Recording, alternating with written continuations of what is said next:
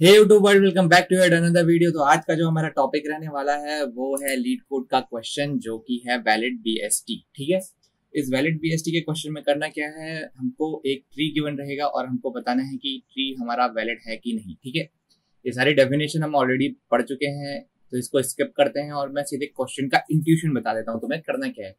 तुम्हें बस बेसिकली एक ट्री गिवन है, जैसे कि इनपुट इस फॉर्मेट में गिवन है, कैसे 2 1 3। ठीक है, ये गिवन है तुमको यहाँ पे, तो तुमको ये बताना है कि ये वैलिड है नहीं है, वैलिड है या नहीं है।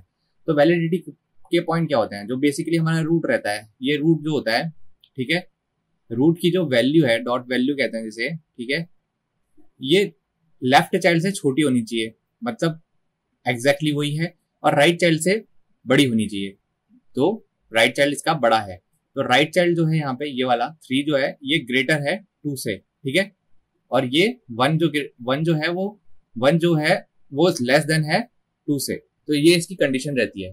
ठीक है, तो इसका जेनेरिक पॉइंट क्या निकला, एक हमारा पेरेंट रहेगा, ठीक है, जो कि जिसको हम रूट बोलते हैं। ठीक है, रूट से जितनी भी छोटी वैल्यू होंगी, लेस वैल्यू रूट से जितनी होंगी वो सारी इधर को आएंगी, और ग्रेटर वैल्यू जितनी रूट से होंगी, ग्रेटर वैल्यू रूट से जितनी होंगी वो सारी इस तरफ राइट साइड में आएंगी। ठीक है, अगर हमारा ट्री ये होल्ड करता है तो वो एक वैलिड बीएसटी है। बस इतना ही है क्वेश्चन। ठीक है, अभी हमने ये देखा हुआ है इसको कैसे करते हैं। हमने 2 एल्गोरिथम पढ़ी थी, पिछले दिनों से पढ़ते आ रहे हैं। हमने एक बीएफएस पढ़ी थी, एक डीएफएस पढ़ी थी। ठीक है, और डीएफएस के अंदर हमने 3 और चीजें पढ़ी थी। सबसे पहला हमने पढ़ा था प्री ऑर्डर, और इसका डिफरेंस भी देख लिया था पिछली वीडियो में।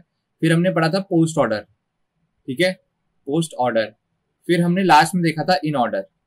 ठीक है, तो जब भी ये एक चीट शीट की तरह है, जब भी तुमको कोई ट्री से रिलेटेड क्वेश्चन है ना, ट्री से रिलेटेड क्वेश्चन है, तुम इन ऑर्डर को रट लो। मैंने तुमको ये बोला था, उसको पूरा समझाया गया है।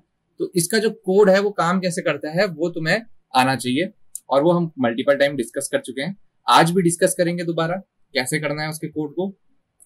ठीक है, तो इन ऑर्डर का जब भी यूज होता है ना, तो हम इसमें स्टैक यूज करते हैं। ठीक है, स्टैक डेटा स्ट्रक्चर पुश करने के लिए। अगर तुम मेरी वीडियोस देखते हो और कोड देखोगे तो हमने उसमें क्या क्या यूज करा है, हमने उसको सिंप्लीफाई करने के लिए एरे यूज करा था। ठीक है, एरे के अंदर डाल देते, पर एरे से बेटर क्या है, स्टैक यूज कर लो।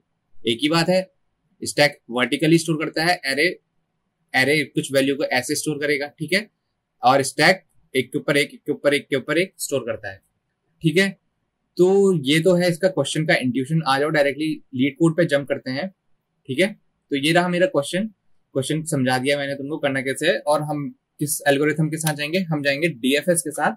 डीएफएस में क्या करेंगे, डीएफएस में हम लेंगे इन ऑर्डर ट्रैवर्सल। ठीक है, तो जितने लोगों को नहीं पता है इन ऑर्डर कैसे करना है, अभी बताता हूँ। ठीक है, तो सबसे पहले लीड कोड है, तो भाई हमें एच केसेस का ध्यान तो देना ही पड़ेगा। लेट सपोज ये जो हमको रूट मिल रहा है, कोई भी तुमको क्वेश्चन देता है ना, लीड कोड से ही मतलब नहीं है, कोई भी क्वेश्चन देता है, अगर तुमको फंक्शन दिया जा रहा है एक बनाने के लिए, जैसे यहाँ पे क्लास के अंदर एक फंक्शन दिया जा रहा है, तो अगर कोई आर्गुमेंट दिया जा रहा है तो सबसे पहले बेसिक चीज इसको अपने दिमाग में बैठा लो कि जो भी दिया जा रहा है वो नल हो सकता है। ऐसी केस में अगर जो भी तुम्हारी रिटर्निंग वैल्यू है उसको तुरंत रिटर्न कर दो। अगर ट्री नल है तो उस केस में क्या करो, ट्रू रिटर्न कर दो कि हाँ बीएसटी है, रूट ही नल है।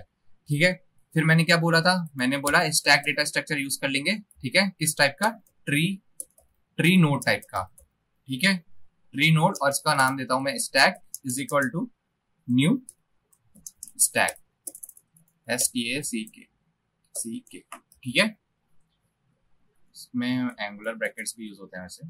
ठीक, तो ये करने के बाद क्या करूंगा, मैं एक इनिशियलाइज करूंगा वेरिएबल क्या इनिशियलाइज करूंगा, ट्री नोड प्री नाम से दूंगा इसको, और इसको कहाँ अभी के लिए रखता हूँ, नल, मतलब एक पॉइंटर बना रहा हूं मैं यहाँ पे बेसिकली। ठीक है, अब पॉइंटर के बाद क्या चेक करूंगा, अपनी लगा देता हूँ सीधे, अपना मेन लॉजिक लिखने शुरू करता हूँ।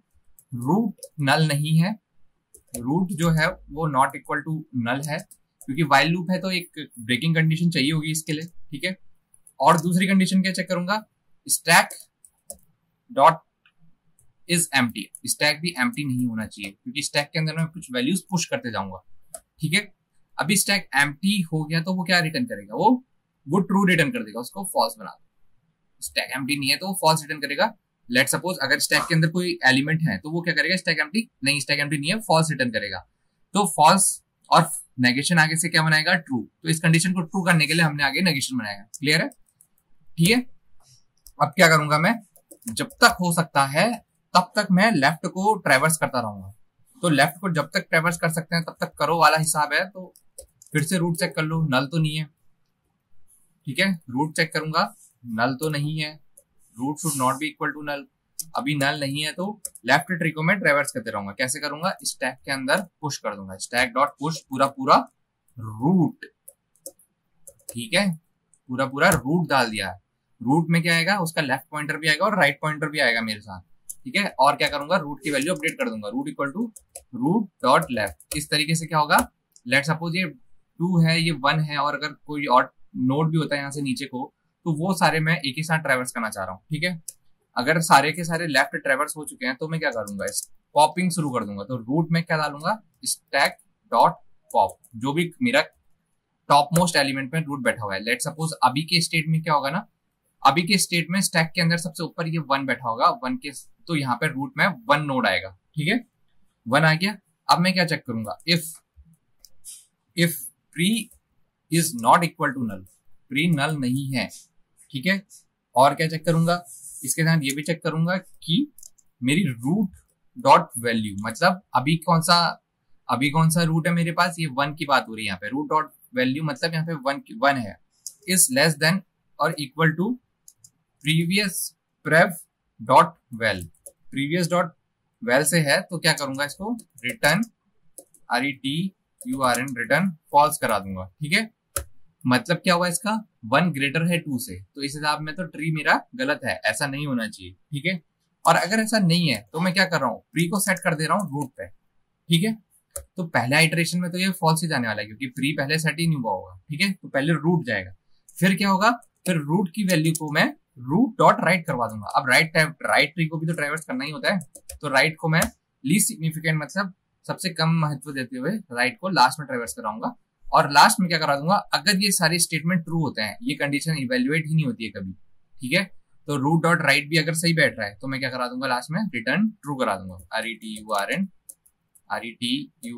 Return TRUE। ठीक है, अभी किसी को इस कोड को समझने में दिक्कत है तो मैं तुमको अभी बताता हूं। ये जो कोड है ये इन ऑर्डर का कोड है। ठीक है, इसकी एक थियोरेटिकल वीडियो और एक और सिंप्लीफाई वे में कोड लिखा गया है मेरे चैनल पे। हमने वहां पे स्टैक की जगह एरे लिस्ट यूज करी है ज्यादा सिंप्लीफाई करने के लिए, पर बेटर ये है जब कॉम्पिटिटिव प्रोग्रामिंग करते हो तो तुम स्टैक में आ जाओ। ठीक है, बाकी कोड पूरा का पूरा वैसा ही है। इसको एक बार रन करके देखते हैं। और अच्छा, मैं साइन आउट हो चुका हूँ गाइस, तो मुझे 2 मिनट का टाइम दो, मैं इसके अंदर लॉग इन करता हूँ। गाइस, तो मैं लॉग इन हो चुका हूँ और वापस आ गया हूँ। कोड में कोई चेंज नहीं है, जैसा था वैसा ही है, बस मैं लॉग इन होके आया हूँ यहाँ पे। ठीक है, तो हमने कोड डिस्कस ये कर लिया था, अभी मैं इसको रन करके देखूंगा और देखते हैं अगर कुछ इशू आ रहा होगा तो यहाँ पे टैकल करने की कोशिश करेंगे उसे। वैसे आना तो नहीं चाहिए। तो 2 टेस्ट केसेस पास हो रहे हैं, जैसे कि यहाँ पे हमें दिख रहा है ये वैलिड बाइनरी 5 के बाद 1 है और 4 है, वैलिड नहीं है क्योंकि यहाँ पे 5 से बड़ी वैल्यू नहीं चाहिए। ठीक है, यहाँ पे कुछ होना चाहिए था बड़ा, 4 है तो वैलिड ट्री नहीं है, वो दिख रहा है। हमने कैसे कंप्यूट करा उसे, हमने रूट डॉट राइट से जाकर के चेक करा होगा, और जब तक कंडीशन हमारी चल रही है root is not equal to not, stack empty नहीं था, तब तक हमने वो कंडीशन चलाई। इसको एक बार सबमिट करके देखते हैं कितना टाइम लेता है, और टाइम तो थोड़ा ज्यादा ले सकता है क्योंकि स्टैक भी यूज कर रहे हैं हम। ठीक है, तो 2 ms का टाइम इसने लिया हुआ है। इसका एक सॉल्यूशन और है कि तुम इसको रिकर्सन से भी कर सकते हो। हमने अपना जो सॉल्यूशन देखा है वीडियो में, जब हम थ्योरेटिकल पार्ट डिस्कस कर रहे थे इसका, तो हमने इसको रिकर्सन से करके देखा है। तो मैं तुम सबको एक बार एनकरेज करूंगा कि एक बार इसको रिकर्सन के थ्रू सॉल्व करने की कोशिश करो। पहले मेरा कोड देखो वीडियो में जाकर के, वो कैसे लिखा है, और उसी में मैनिपुलेशन करके थोड़ा कुछ करने की कोशिश करो, क्योंकि जस्ट तुमको वैल्यू कंपेयर करनी है। ठीक है, वहां पे हम वैल्यू कंपेयर नहीं करते हैं, वैल्यू कंपेयर करनी है और रिजल्ट ट्रू और फॉल्स में देना है। अगर वैल्यू छोटी है बड़ी है तो वही करना है। अगर 5 और 4 यहाँ पे इनकम्पेटेबल है, ठीक है, तो यहाँ पे तुम रिटर्न फॉल्स करा दोगे। बस इतना ही करना है, वैल्यू कंपेयर करनी है, बाकी सब काम उसमें हो रखा है। तो एक बार उसको एनकरेज करूंगा तुम देख के आओ और करके आओ, और अगर कोई डाउट होगा तो मेरे को जरूर बताना इसमें। ठीक है, और आज की वीडियो में इतना ही। वीडियो पसंद आएगा तो लाइक शेयर सब्सक्राइब जरूर करना, अपने दोस्तों के साथ साझा जरूर करना, और मेरे लिए कोई अगर थॉट या कमेंट या कुछ भी इम्प्रूवमेंट होगा तो कमेंट सेक्शन में बता दो। अगली वीडियो में मिलेंगे।